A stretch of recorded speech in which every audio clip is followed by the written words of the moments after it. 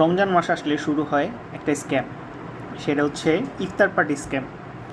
ইফতার party তো করে না ভাই, ডিরেক্ট পকেট টাকা এটা নিয়ে যায়। এমনি হাতে টাকা পয়সা নেই, গরিবের মতো চলাফেরা করা লাগে।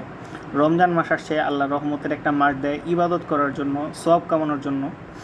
আর এক একটা ফ্রেন্ড সার্কেল থেকে খালি কল আসে ইফতার পার্টি।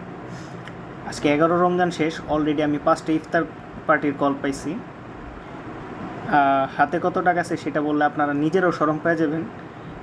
এই যে ইফতার পার্টির নামে যে স্ক্যামগুলো করা হয়, এগুলোকে ঠিক রমজান মাসে জুলুম করা হয়। শয়তানবন্দি থাকে, কিন্তু আমাদের ফ্রেন্ড সার্কেলের ভিতরে এই যে শয়তানগুলা যে তাসির রেখে যায়, এইগুলা পুরো রমজান মাস চলতে থাকে। ভালো যাও বন্ধুরা, সওয়াব কামাও। ইফতার পার্টি বাদ দিয়ে নিজের বাসায় থাকো, ইফতার করো, তারপরে হচ্ছে তারাবি নামাজ পড়ো, আর হচ্ছে বেশি বেশি সওয়াব কামাও।